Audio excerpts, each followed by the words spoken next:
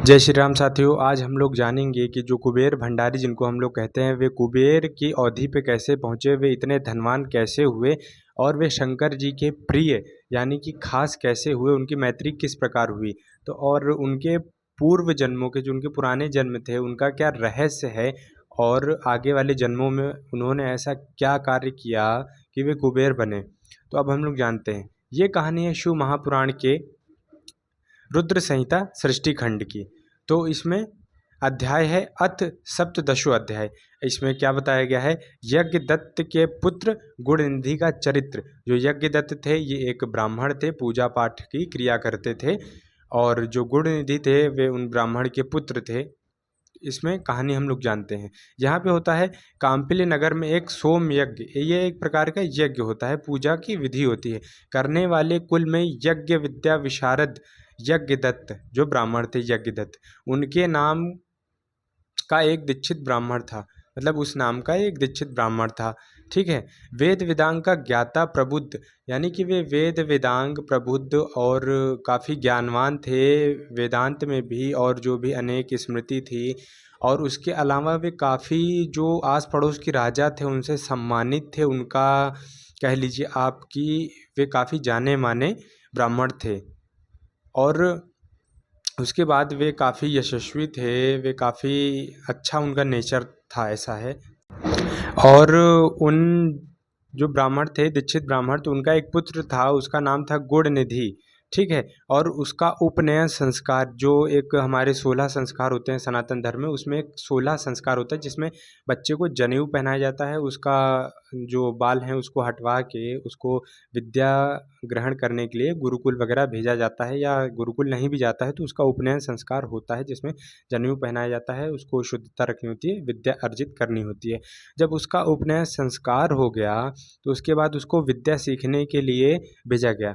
तो उसने क्या किया, 8 विद्या ही सीखी, केवल 8 विद्या ही। कई प्रकार की विद्या होती थी जिनमें से उसने केवल 8 प्रकार की विद्या सीखी। और उसके बाद उसके पिता ने जब भी उसके माता से उसके हाल खबर लिए तो उसकी माता ने हमेशा उसको अपने, यानी उसको मतलब कि अपने पुत्र को बचाया, उल्हाने सुनाकर, बहाने बनाकर। ठीक।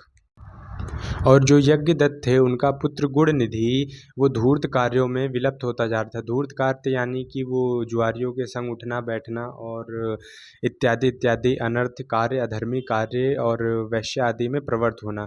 तो उसके पिता इस बात से अनजान थे। यज्ञदत्त जब कभी भी अपने कार्य को करने के बाद घर की ओर लौटते तो वे उसकी माता यानी कि गुणनिधि की माता से पूछते हैं कि बेटा कहाँ पे है, वो क्या कर रहा है। तो उसकी माता हमेशा अपने पुत्र का पक्षपात करती। उनकी माता को सच्चाई पता थी कि उनका पुत्र अधर्मी कार्य में विलुप्त हो रहा है। अधर्मी कार्य जैसे कि वे वैश्यागमन करना और जुआरियों के संग उठना बैठना, ये सब माता को पता था, लेकिन वे उसके पिता से बात छुपा जाती थी।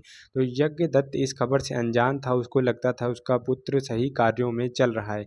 लेकिन एक दिन तभी क्या होता है कि वे एक रास्ते से जा रहे होते हैं, वे मतलब यज्ञदत्त एक रास्ते से जा रहे होते हैं, उनको रास्ते में एक जुआरी मिलता है। वो जुआरी यज्ञदत्त को प्रणाम करता है। तो यज्ञदत्त उसके हाथ में देखते हैं कि यह अंगूठी तो यज्ञदत्त की ही है, और वे काफ़ी क्रोधित होते हैं। वे उस जुआरी से पूछते हैं कि ये अंगूठी तुम्हारे पास कैसे आई, ये जो रत्न जटिल अंगूठी है, ये तुमको किसने दी।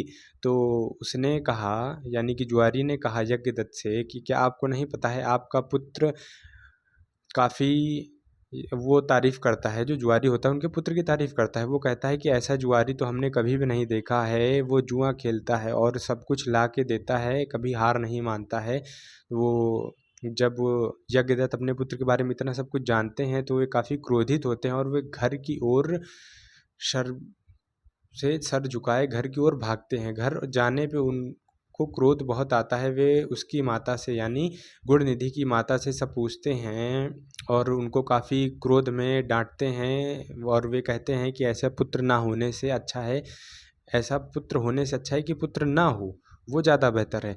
तो वो क्या करते हैं, अपनी पत्नी का त्याग करते हैं और दूसरा विवाह कर लेते हैं, और अपने पुत्र को भी समझा बुझाकर काफ़ी डांट के उसको घर से बाहर निकाल देते हैं, और वे दूसरा विवाह कर लेते हैं। फिर उसके बाद क्या होता है आप जानिए।